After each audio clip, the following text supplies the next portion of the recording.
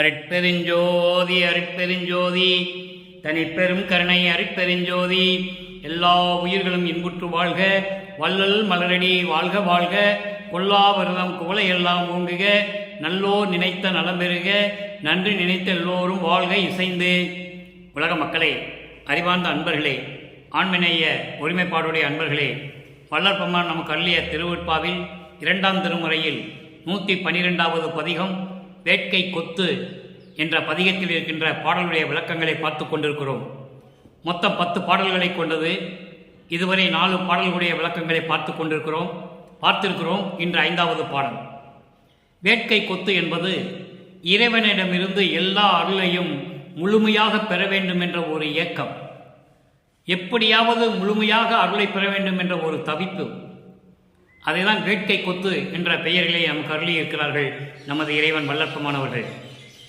சமயங்களும் மதங்களும் மார்க்கங்களும் சார்ந்திருந்த காலங்களில் வள்ளற்பெருமான் இந்த மண்ணுலைக்கு வருவிக்க உற்று இறைவன் ஆட்கொள்ளாத வரையில் அவருடைய மறைப்பு நிலை இருந்தது. இறைவன் ஆட்கொண்ட பிறகு மறைப்பு நிலை நீங்குகிறது. இறைவன் யார் என்பதை தெரிந்து கொள்ளுகிறார். அருட்பெருஞ்சோதி ஆண்டவர் தான் நமது இறைவன் என்ற நிலையை தெரிந்து கொள்ளுகிறார். அவர்தான் நமது தந்தை என்றும் தெரிந்து கொள்ளுகிறார். அதன் பிறகு எப்படி பாடல்களை நமக்கு அருளியிருக்கிறார்கள் என்பதையும், இறைவனுடைய அருள் வல்லமைகளையும், இறைவனுடைய அருள் தன்மைகளையும், இறைவனை அறிந்த பிறகு, இறைவன் ஆட்கொண்ட பிறகு, அறிந்த பிறகு எப்படியெல்லாம் நாம் இறைவனை அடையாமல் இருக்கிறோம் என்று எண்ணி வருந்துகிறார். அதன் பிறகு அதாவது இறைவனுடைய அருளை பெற வேண்டும் என்ற ஏக்கத்தில், அந்த பரிதவிப்பில் பாடல்களை நமக்கு அருளியிருக்கிறார்கள். இறைவனை அறிந்த பிறகு இனிமேல் அந்த இறைவனை நான் விடுவேனா என்று சொல்லி தோழியிடம் சொல்லுவது போல இந்த பாடலை நமக்கு அருளியிருக்கிறார்கள். தன்னை தலைவியாகவும் இறைவனை தலைவனாகவும் உள்ளத்தை தோழியாகவும் வர்ணனை செய்து இந்த பாடல்களை நமக்கு அருளியிருக்கிறார்கள். அப்படி அந்த வகையிலே பார்த்து கொண்டிருக்கிறோம். இன்று நாம் பார்க்க வேண்டிய பாடல் 5வது பாடல். பாடலை நன்றாக கவனிங்க. இந்த சமயங்களும் மதங்களும் மார்க்கங்களும் இல்லாத ஒரு தனி மார்க்கம் சுத்த சன்மார்க்கம், சமரச சுத்த சன்மார்க்கம் என்பதை இந்த பாடல்களின் விளக்கத்தின் மூலமாக நீங்கள் அறிந்து கொள்ளலாம். நாம் அந்த கட்டத்தில் இருக்கிறோம், அந்த இக்கட்டான ஒரு சூழ்நிலையில் இருந்து கொண்டிருக்கிறோம். காரணம், 200 ஆண்டுகளாகவே வள்ளற்பெருமான் வருவிக்க உற்றதிலிருந்து அவர் அருவமாக இறைவனான பிறகு கூட சமரச சுத்த சன்மார்க்கத்துடைய விளக்கம் தெரியாமல் உருவ வழிபாடுகளிலிருந்து தான் வர வேண்டும், கீழ்நிலையிலிருந்து தான் மேல்நிலைக்கு வர வேண்டும் என்ற ஒரு கொள்கையை மக்களிடம் பரப்பி சமரச சுத்த சன்மார்க்கத்தை தெரியாமல் செய்து விட்டார்கள்.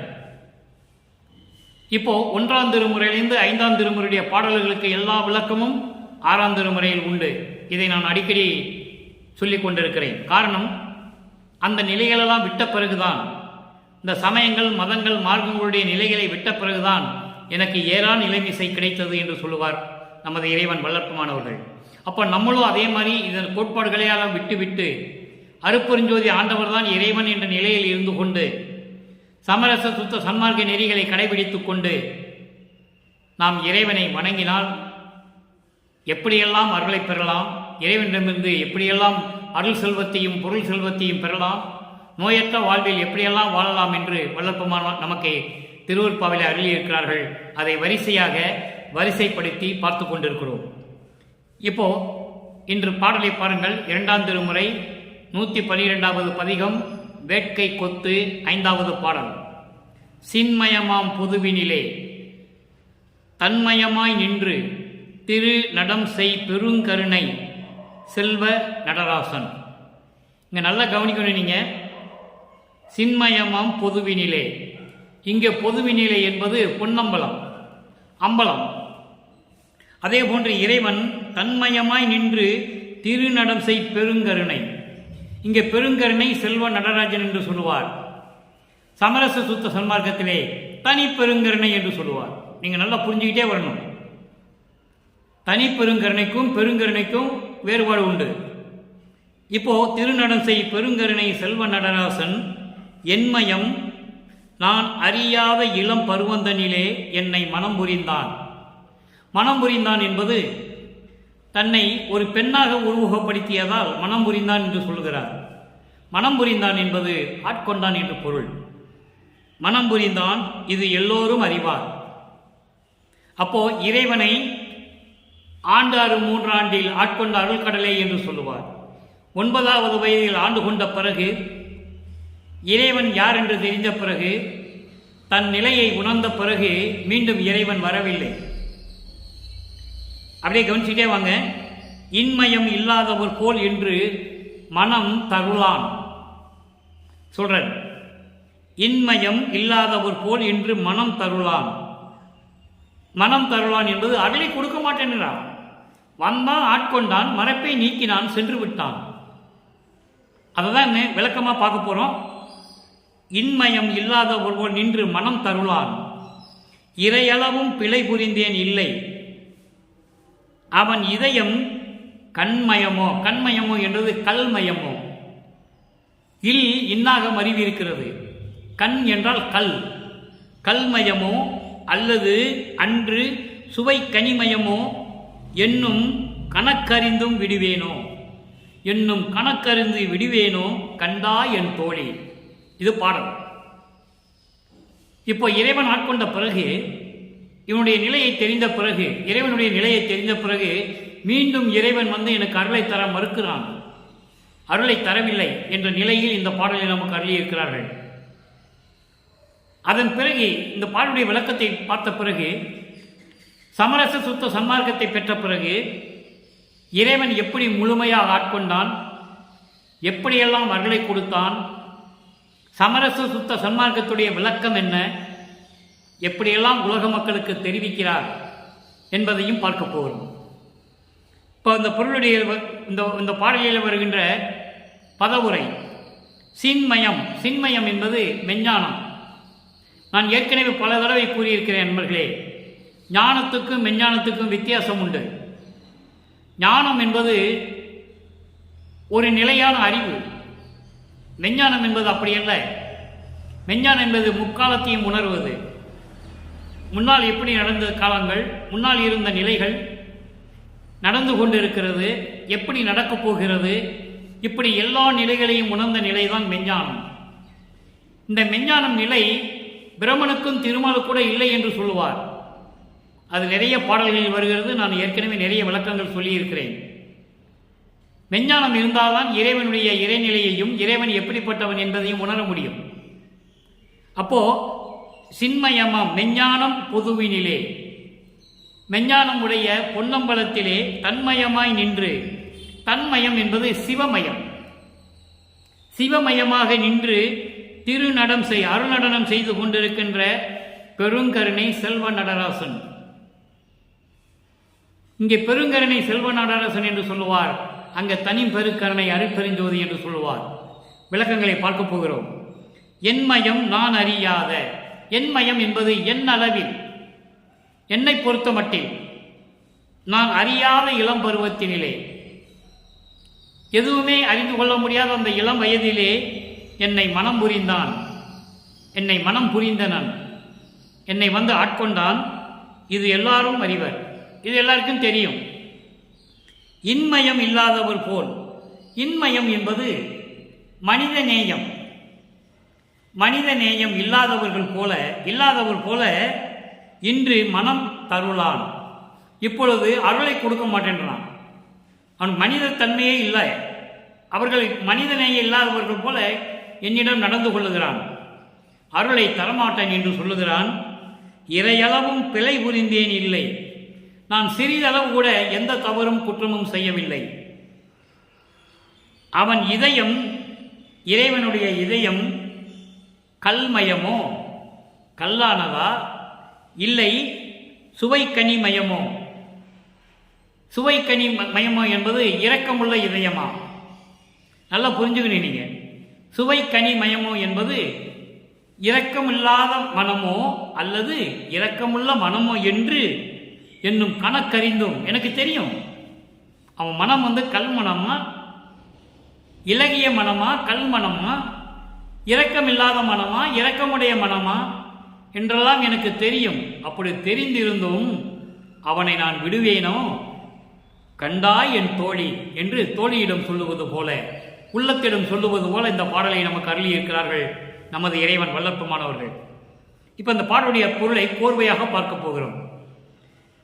மெஞ்ஞானமாம் பொன் அம்பலத்திலே சிவமயமாக விளங்கி அருள் நடனம் புரியும் பெருங்கருணை செல்வ நடராசன். என் அளவில் என்னை பொறுத்தமட்டில் நான் அறியாத இளம் பருவத்தினிலே என்னை ஆட்கொண்டான். இது எல்லோரும் அறிவார்கள். மனிதநேயம் இல்லாதவர் போல் இப்பொழுது மனிதநேயம் இல்லாதவர் போல் என்னோடு கலந்து எனக்கு அருளை கொடுக்க மாட்டேன் என்ற நிலையில் இருக்கிறான் இறைவன். சிறிதளவு கூட நான் எந்த தவறும் செய்யவில்லை. அவன் இதயம் கல்லானதா இல்லை இலகிய மனம் உள்ளதா, இரக்கம் இருக்கிற மனமா இரக்கமில்லாத மனமா என்ற நிலையை அவனுடைய நிலையை நான் அறிந்து கொண்டேன். அப்படி அறிந்தும் நான் அவனை விடுவேனா? அவனை அடையாமல் விடமாட்டேன். கண்டாய் என் தோழி, நீ பார்த்து கொண்டே இரு என் தோழி என்று சொல்லி இந்த பாடலை நமக்கு அருளியிருக்கிறார்கள். இறைவனுடைய அருளை எல்லாவற்றையும் கொத்தாக பெறாமல் விடவே மாட்டேன். எல்லா அருளையும் நான் முழுவதுமாக பெறாமல் அவனை நான் விடமாட்டேன் என்று உள்ளத்திடம் சொல்லுவது போல இந்த பாடலை நமக்கு அருளியிருக்கிறார்கள் நமது இறைவன் வல்லற்பமானவர்கள். இப்போ இந்த பாடலில் இருக்கின்ற 3 நிலைகள் பாருங்க, அதற்கு கண்டிப்பாக விளக்கம் சொல்லிதான் ஆக வேண்டும்.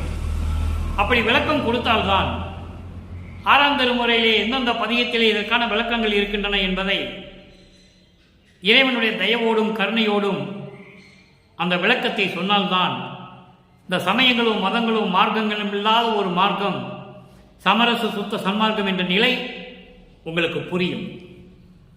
இப்போ சின்மயமாம் பொதுவினிலே தன்மயமாய் நின்று திருநடம் செய் பெருங்கருணை செல்வ நடராசன் என்று சொல்லுகிறார். இதற்கு சமரச சுத்த சன்மார்க்கத்தை பெற்ற பிறகு சத்தியஞான சபையிலே தனி பெருங்கருணையோடு அருள் நடனம் செய்து கொண்டிருக்கின்ற அருப்பெருஞ்சோதி என்று சொல்லுவார். அதற்கான விளக்கங்களை நாம் பார்க்க போகிறோம். இரண்டாவதாக, என்மயம் நான் அறியாத இளம் பருவத்தினிலே என்னை மனம் புரிந்தான். அதன் பிறகு இது எல்லாருக்கும் தெரியும்.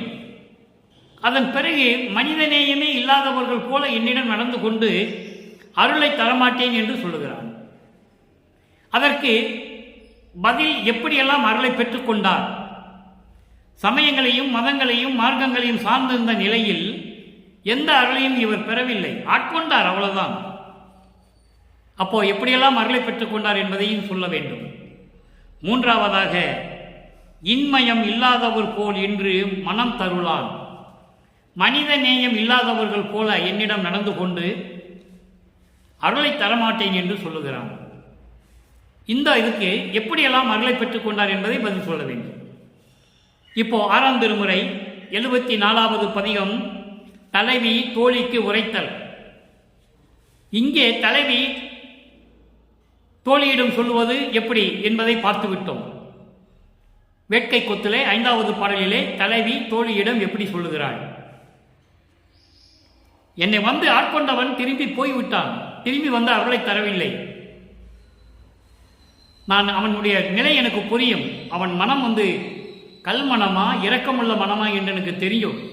அப்படி தெரிஞ்சிருந்து நான் அவனை விடுவேனா என்று சொல்லுவார். இப்ப இந்த பாடலிலே பாருங்க, ஆறாருக்கு அப்புறமாகும் பொதுவில். நல்ல கவனிங்க, ஆறுக்கு அப்புறமாகும் பொதுவில். 6 × 6 36. 6 என்பது 36 தத்துவங்களுடைய நிலைகளை கடந்து மேல் இருக்கின்ற பொதுவில். அந்த நிலைகளை கடந்த நிலை என்ன நிலை? சத்தியஞான நிலை. அதுதான் சத்தியஞான சபையில் அது அதுவா நடம் நான் காணல் வேண்டும். அது அதுவா என்பது அதாவது இறைநிலையில் எல்லாவற்றையும் பெறக்கூடிய அளவில் இருக்கின்ற அந்த அருள் நடனம், அதான் அது அதுவா என்று சொல்லுகிறார். அது அதுவா நடம் நான் காணல் வேண்டும். அப்படிப்பட்ட நடனத்தை நான் காண வேண்டும். அங்கே பாடலிலே என்ன சொல்லுவார்? மெஞ்ஞானம் வடிவிலே இருந்து கொண்டு அம்பலத்திலே இருந்து கொண்டு அருளனம் செய்து கொண்டிருக்கின்ற பெருங்கருணை இறைவன் என்று சொல்லுவார். இங்கே தத்துவங்களை கடந்த இறைவன் என்று சொல்லுவார். அந்த வேறுபாடு உங்களுக்கு புரிய வேண்டும். மதங்களையும் சமங்களையும் மார்க்கங்களையும் கடந்த நிலையில் இறைவன் எப்படி இருக்கிறான்? 36 தத்துவங்களை கடந்து இருக்கின்ற, அப்புறமாகும் அந்த தத்துவங்களை கடந்த நிலையில் இருக்கின்ற சத்திய ஞான சபையிலே இருந்து கொண்டு, அதாவது இறைநிலையில் இருந்து கொண்டு எல்லாவற்றையும் அருள் பெறையக்கூடிய அளவில் அந்த இறை நிலையில் இருக்கின்ற நடனம் ஆடிக்கொண்டு அருள் நடனம் செய்து கொண்டு இருக்கின்ற அந்த நடனத்தை நான் காணல் வேண்டும் உள்ளத்திடம் சொல்லுகிறார் தோழியிடம். அப்போ அந்த நடனத்தை பார்த்த பிறகு எப்படி இருக்கும்? தோழியிடம் சொல்லுகிறார், ஏறாமல் இழியாமல் இருப்பாயோ தோழி, ஏறாமல் இழியாமல் இருப்பாயோ தோழி என்றால், தோழி என்பது மனம், உள்ளம். இந்த உள்ளம் எப்படிப்பட்டது? குரங்கு போன்றது, மனக்குரங்கு என்று சொல்லுவார் நமது இறைவன் வல்லற்பமானவர்கள். அப்போ அந்த மனக்குரங்கை அடங்கி இருக்க வேண்டும். ஏறி இழியாமல் என்பது சுற்றி திரிவது, தாவி தாவி குதித்து கொண்டு, குரங்கு எப்படி தாவி தாவி குதித்து கொண்டு செல்லுமோ அதுபோன்று சுற்றி திரிந்து கொண்டு இல்லாமல் என்னுடைய இருப்பாயா தோழி, எங்கே நீ போகக்கூடாது. அதுக்கு தான் சொல்லுகிறார், ஏறாமல் இழியாமல் இருப்பாயோ தோழி. எவ்வளவு அற்புதம் பாருங்க. மனதை ஒரு நிலைப்படுத்த வேண்டும் என்று சொல்லுகிறார். இறைவனை காண வேண்டும். அப்போ அந்த மனதை அடக்கி ஒரு நிலைப்படுத்த வேண்டும். அதனால் உள்ளத்திடம் சொல்லுகிறார், ஒரு நிலையில் நீ இருக்க வேண்டும். அங்கேயும் எங்கேயும் சுற்றி திரியக்கூடாது, தாவி தாவி குதித்து ஓடி திரியக்கூடாது. ஏறாமல் இழியாமல் இருப்பாயோ தோழி, ஏறி இழிந்து இங்கு இறப்பாயோ தோழி. அப்படியே நான் சுற்றி திரிந்து உன் வாழ்நாளை வீணடித்து, உன் ஆயுள் காலம் முழுவதும் சுற்றி திரிந்து வீணடித்து இறப்பாயா தோழி? அப்போ இறைவனை பார்த்து விட்டால் அந்த நிலை மாறிவிடும். அந்த உள்கருத்தை வல்லற்பெருமான் தெளிவாக இந்த பாடலில் நமக்கு சொல்லியிருக்கிறார். மனதிடம் சொல்கிறார், மனதை ஒருநிலைப்படுத்த வேண்டும். அப்படி ஒருநிலைப்படுத்தாமல் நீங்க அங்கேயும் இங்கேயும் சுத்தி கொண்டிருந்தால் ஏறாமல் இழியாமல் இருக்க வேண்டும். ஏறி இழிந்து, அப்போ மனம் தாவி போகுதென்றால் சமயங்களிலும் மதங்களிலும் மார்க்கங்களில் இருக்கிற பற்றுகளை விட வேண்டும். இங்கே இருக்கலாமா அங்கே இருக்கலாமா, சமய நெறிகளையும் மத நெறிகளையும் மார்க்க நெறிகளை பற்றி கொண்டு இங்கே இருக்கலாமா என்ற எண்ணம் இருக்கக்கூடாது. அதை தான் தெளிவாக சொல்கிறார், ஏறி இழிந்து இறப்பாயோ தோழி. 200 வருடம் காலமாக வல்லற்பெருமானவர்கள் நமது இறைவன் வருவிக்க உற்று குழந்தை இறைவனாக இருந்து சமயங்களும் மதங்களும் மார்க்கங்களும் சூழ்ந்திருந்த காலகட்டங்களில் எப்படி இருந்தால் அதை கடந்து வந்து சமரச சுத்த சன்மார்க்கம் தனி மார்க்கம் என்ற நிலையை நமக்கு அருளியிருக்கிறார்கள். அதை தான் இங்கே சொல்கிறார், ஏறி இழிந்து இறப்பாயோ தோழி. சமயங்களையும் மதங்களையும் மார்க்கங்களையும் சார்ந்து கொண்டு அதிலேயே இருந்து கொண்டு நீ இறந்து விடுவாயா தோழி என்று சொல்லுகிறார். அப்போ மனதை அடக்க வேண்டும், சமரச சுத்த சன்மார்க்க நெறியில் இருக்க வேண்டும் என்பதை உலக மக்களுக்கு தெளிவாக தெரியப்படுத்துகிறார்கள் வல்லற்பெருமானவர்கள். அடுத்து பாருங்க, 76வது பதிகம். பாங்கி தலைவி பற்றி தலைவனிடம் உரைத்தல். இப்போ உள்ளத்திடம் எல்லாம் சொல்லியாச்சு, இறைவன் சொல்லிவிட்டார், வல்லற்பெருமானவர்கள் சொல்லிவிட்டார். இப்போ தலைவியுடைய நிலையை தலைவனிடம் சொல்ல வேண்டும். எப்படி சொல்லுகிறார் என்பதை நீங்கள் பார்க்க வேண்டும். நன்றாக கவனிங்க. அப்போ வல்லற்பெருமானுடைய நிலை உங்களுக்கு புரியும். அதற்காகத்தான் இந்த பாடலை நமக்கு அருளி இருக்கிறார்கள். வல்லற்பெருமானுடைய இறைநிலை எப்படி இருக்கிறது என்பதை நீங்கள் கண்டிப்பாக உன்னிப்பாக கவனிக்க வேண்டும். தத்துவம் செய் தலைவர்களும், நல்லா கவனிங்க, தத்துவம் செய் தலைவர்களும் பிறரும் தனித்தனியே வலிந்து வந்து தன் எதிர் நிற்கின்றனர். யார் எதிரி? தலைவி எதிரி. தலைவி யார்? வல்லற்பெருமானவர்கள். தத்துவம் செய் தலைவர்களும் பிறரும் பிறரும் பிறரும் என்பது மற்ற நிலைகள். நான் சொல்றேன், தனித்தனியே வலிந்து வந்து தன் எதிர் நிற்கின்றார், எத்துணையும் மற்றவரை ஏறெடுத்து பாரார். வல்லபெருமானுடைய நிலையை உள்ளம் இறைவனிடம் சொல்லுகிறது. அப்போ வல்லபெருமானுடைய நிலை என்ன என்பதை இப்போது உங்களுக்கு தெரிய வரும். எத்துணையும் மற்றவரை ஏறெடுத்து பாரார், இருவிழிகள் நீர் சொரிவாள், என் உயிர் நாயகனே ஒத்து உயிரில் கலந்து கொண்ட உடையாய் என்று உமையே ஓதுகின்றாள். இவள் அளவில் உத்தமரே உமது சித்தம் எது, தேவர் திருவாய் மலர வேண்டும், சிற்றவையில் பொற்சவையில் திகழ் பெரிய துறையே. இது பாடல்.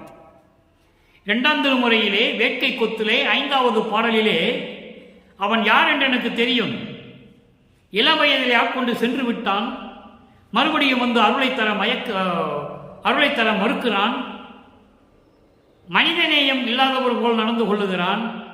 அவன் நிலை எனக்கு தெரியும். அவன் மனம் கல் மனமா, அதாவது இரக்க மனமா, இறுகிய மனமா என்று எனக்கு தெரியும், நான் விடமாட்டேன் என்று சொல்லுவார்.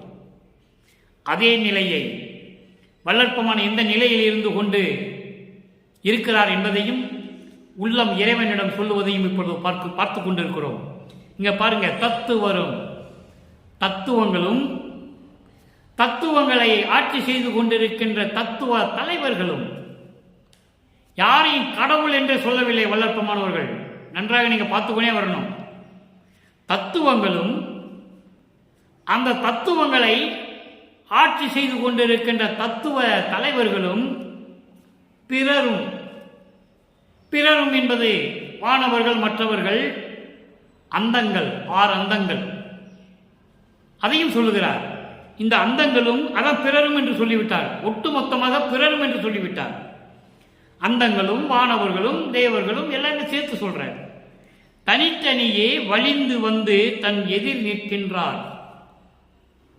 வல்லற்பெருமானுடைய முன்னிலையிலே, அதாவது தோழி சொல்லுகிறார், என் தலைவி முன்னால் இந்த தத்துவங்களும் அந்த தத்துவங்களை ஆட்சி செய்து கொண்டிருக்கின்ற தத்துவ தலைவர்களும் பிறரும் தனித்தனியாக வந்து, ஒட்டுமொத்தமாக கூட வரல, தனித்தனியாக வந்து வலிந்து வந்து வலு கட்டாயமாக வந்து எதிரிலே நிற்கின்றார்கள்.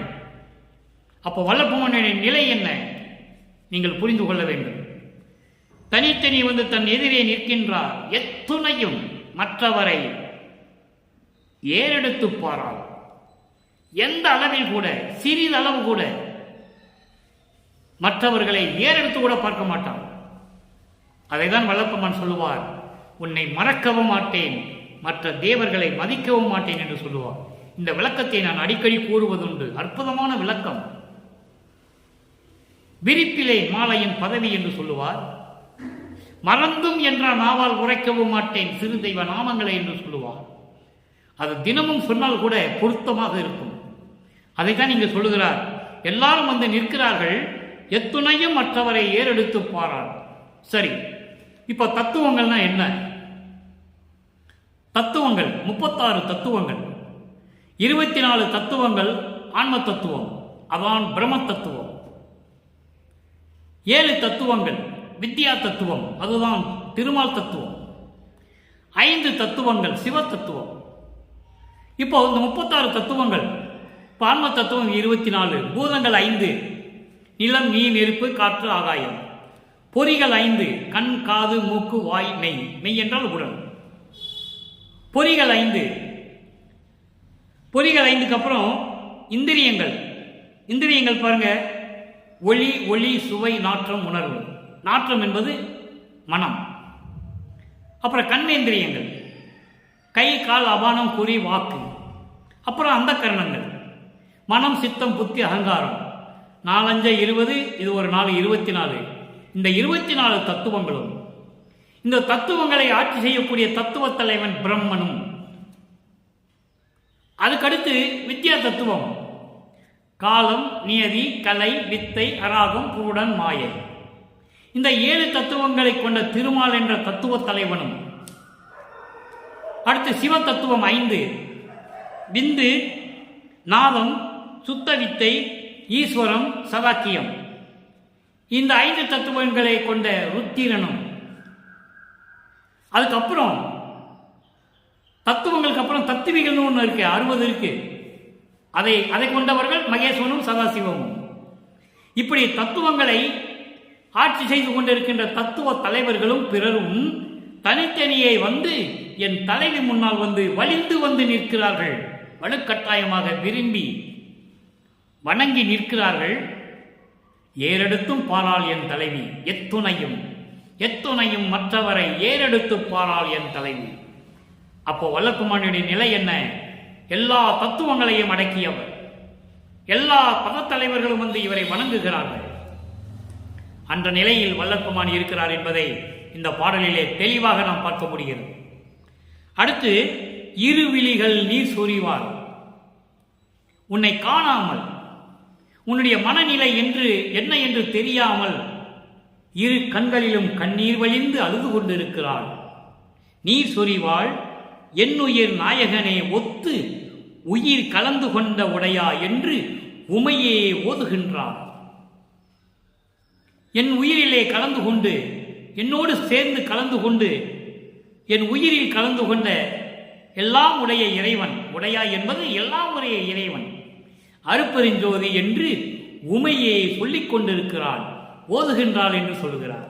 உமையே சொல்லிக் கொண்டிருக்கிறாள். இவள் அளவில், இவளை பொறுத்த மட்டில் இப்படியெல்லாம் என் தலைவி இருக்கிறாள். இவளை பொறுத்த மட்டில் உத்தமரே, உமது சித்தம் எது? உமது எண்ணங்கள், நினைவுகள் எப்படி இருக்கிறது? உன் உள்ளத்தில் என்ன நினைத்துக் கொண்டிருக்கிறாய்? திருவாய் மலர்ந்து அருள வேண்டும். தேவரே, கடவுளே, திருவாய் மலர்ந்து அருள வேண்டும்.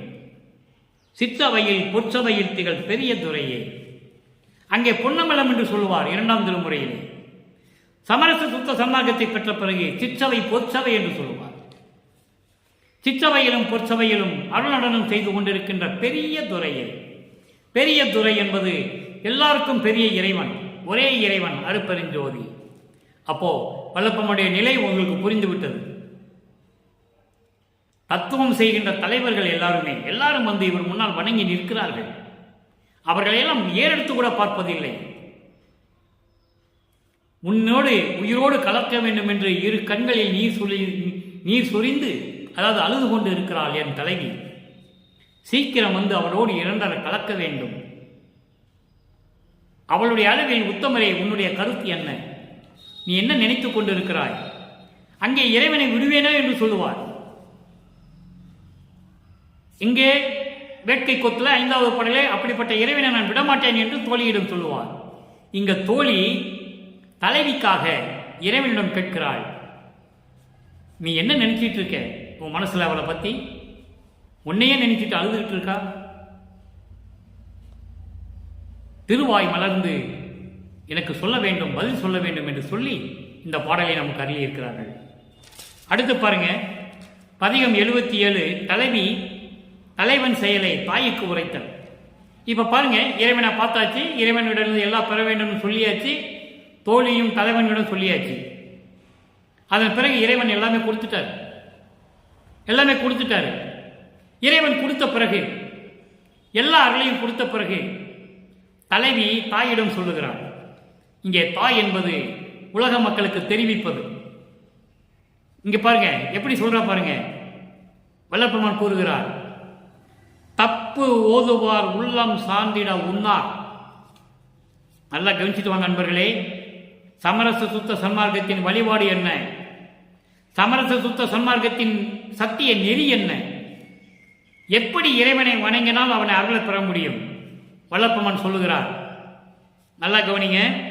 தப்பு ஓதுவார் உள்ளம் சார்ந்திட உண்ணார். சத்தியர், உத்தமர், நித்தர், மணாளர்,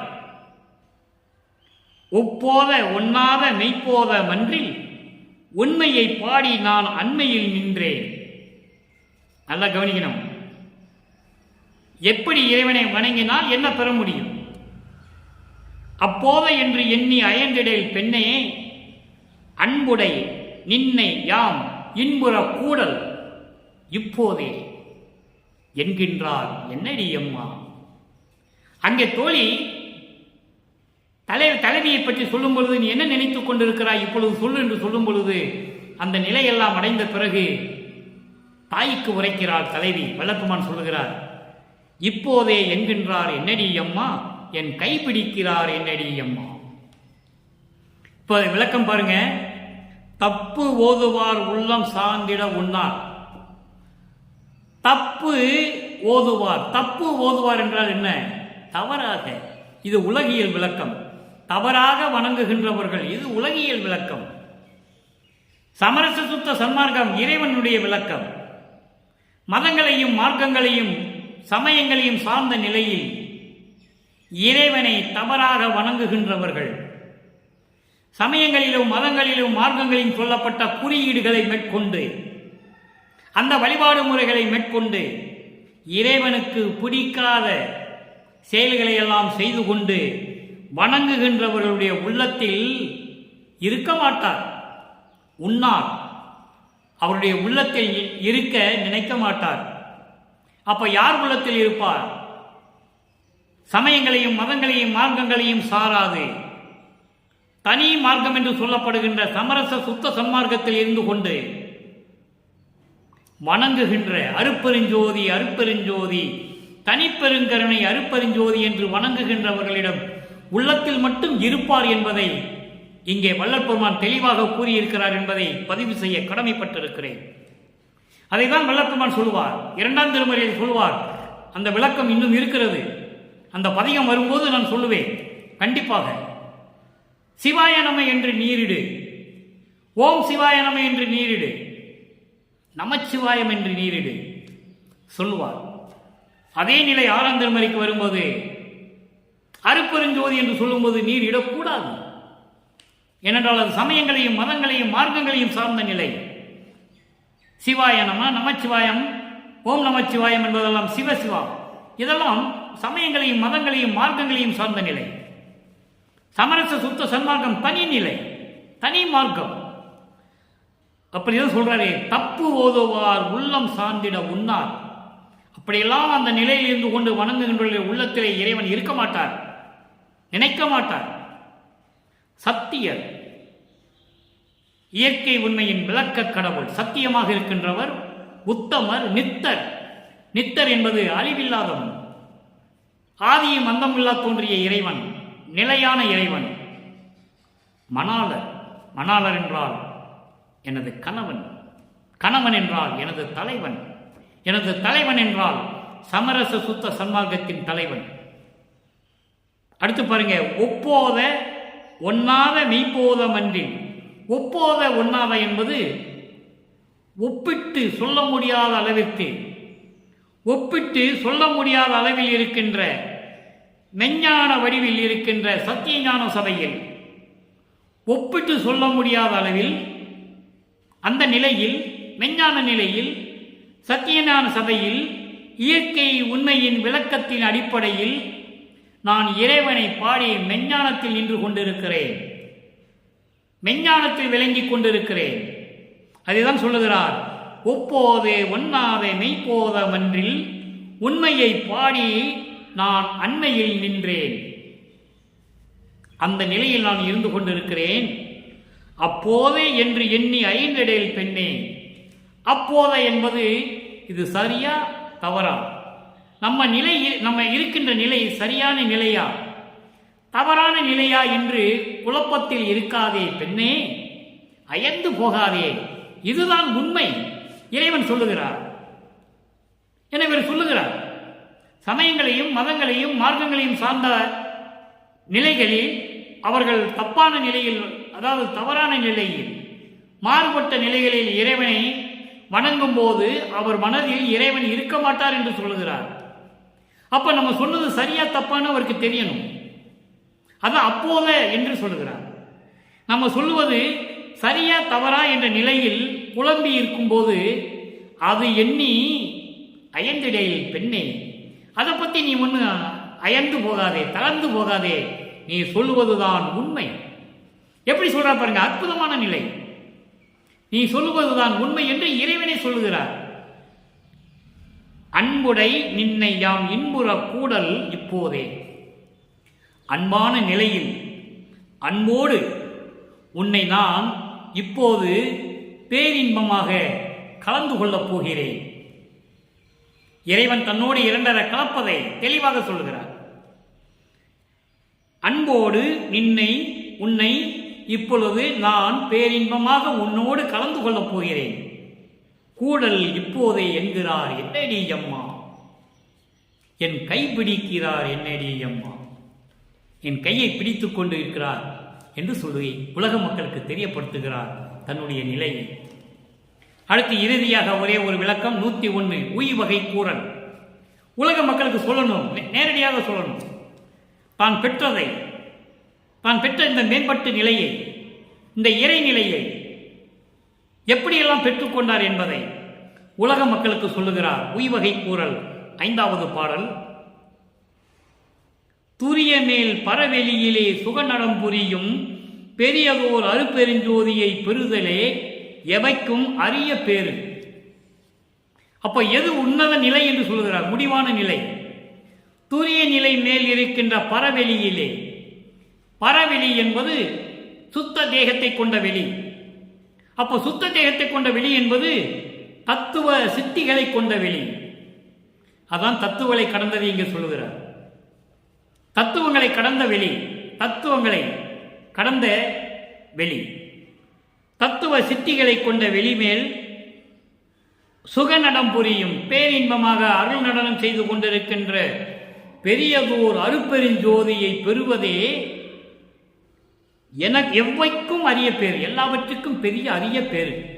அப்போ அருப்பெருஞ்சோதியை பெறுவதுதான் இறுதியான நிலை என்ற நிலையில் நான் அதை பெற்றுக்கொண்டேன். உலக மக்களே, மற்றவை எல்லாம் எளியது, மற்றவை எல்லாம் எளியதே. அறிமின் என்றால் அறிந்து கொள்ளுங்கள், தெரிந்து கொள்ளுங்கள். உலக மக்களே, எல்லாவற்றுக்கும் மேலான அரிய பேருடைய நிலையில் இருக்கின்ற அருப்பெருஞ்சோதியை பெறுவதுதான் பெரிய பேரு. மற்றதெல்லாம் பெறுவதெல்லாம் மிக எளிமையாக பெற்றுக்கொள்ளலாம். அதுதான் ஞான சித்தி. முத்தி வரைக்கும் எளிமையாக பெற்றுக்கொள்ளலாம். கர்ம சித்தி, யோக சித்தி, இந்த முத்தி நிலைகள் இதெல்லாம் எளிமையாக பெற்றுக்கொள்ளலாம் என்பதை சொல்லுகிறார். மற்றவை எல்லாம் எளியவே, ஞான சித்தி மட்டும்தான் அரியது. அது என்னவென்றால் அருப்பெருஞ்சோதியை பெறுவது. உலக மக்களே, இதை தெரிந்து கொள்ளுங்கள் என்று சொல்லி உலக மக்களுக்கு சொல்லுகிறார். உரியையும் மொழி மறைமொழி சத்தியம் உலகில் சத்தியம் செய்கிறாரே. உலக மக்களுக்காக இறைவனை மக்களிடம் சத்தியம் செய்கிறார். ஏனென்றால் இவர்கள் அறியாம நிலையில் இருக்கின்றார்கள். காலம் காலமாக பல யுகங்களாக அறியாமையிலேயே இருக்கின்றார்கள். சமயங்களிலும் மதங்களிலும் மார்க்கங்களிலும் சார்ந்து கொண்டு இயற்கை உண்மை விளக்க கடவுளாகிய உண்மை கடவுளை தெரியாமல் இருந்து கொண்டிருக்கிறார்கள் என்ற காரணத்திற்காக சத்தியம் செய்கிறார். அப்போது நம்பட்டுமே, மக்கள் நம்பட்டுமே என்று சத்தியம் செய்கிறார். உரிய இம்மொழி, நான் சொல்லுகின்ற இந்த வாக்கியம், நான் சொல்லுகின்ற இந்த சொல் மறைமொழி, சத்திய வாக்கு, வேத வாக்கு, நிச்சயமான வாக்கு. இது சத்தியம் உலக மக்களே என்று சொல்லி இந்த பாடலை நமக்கு அருளி, இந்த விளக்கத்தை நமக்கு அருளி இருக்கிறார்கள் நமது இறைவன் வல்லற்பமானவர்கள். எனவே இன்று நாம் பார்த்த 2ஆம் திருமுறையிலே வேட்கை கொத்து 5ஆம் பாடலுடைய விளக்கம் இவ்வளவு இருக்கிறது என்பதை நீங்கள் புரிந்து கொள்ள வேண்டும் நண்பர்களே. சமரச சுத்த சன்மார்க்கம் என்பது தனி மார்க்கம், தனி இறைவன். நல்லா புரிஞ்சுக்கணும். நீங்கள் எல்லாமே அற்புரிஞ்சுதான் என்று சொல்லுவது அது வேறு நிலை. ஆனால் சமரச சுத்த சன்மார்க்கத்துக்கு இறைவன் யார்? அற்பெருஞ்சோதி. சமயங்களுக்கும் மதங்களுக்கும் மார்க்கங்களுக்கும் இறைவன் யார்? பல பெயர்களை அழைத்துக் கொண்டிருந்தார்கள். தியாகராஜன், சோக்கன், மகாலிங்கம், பல பெயர்கள் கணக்கில் அடங்காது. ஆனால் சமரச சுத்த சன்மார்க்கத்தினுடைய இறைவன் அருப்பெருஞ்சோதி என்ற நிலையில் நீங்கள் இருந்து இறைவனை வணங்கி இறைவனுடைய அருளையும் அருள் செல்வத்தையும் பொருள் செல்வத்தையும் பெற்று நோயற்ற வாழ்வை பெற்று இந்த உலகிலே நீங்கள் வாழ்வாங்க வாழ வேண்டும் என்று வாழ்த்தி இறைவனுடைய தயவோடையும் கருணையோடையும் இந்த வள்ளலார் ஊழியன் விடைபெறுகிறேன். மீண்டும் நாளை சந்திப்போம். நன்றி, வணக்கம். அருட்பெருஞ்சோதி அருட்பெருஞ்சோதி, தனிப்பெரும் கருணை அருட்பெருஞ்சோதி.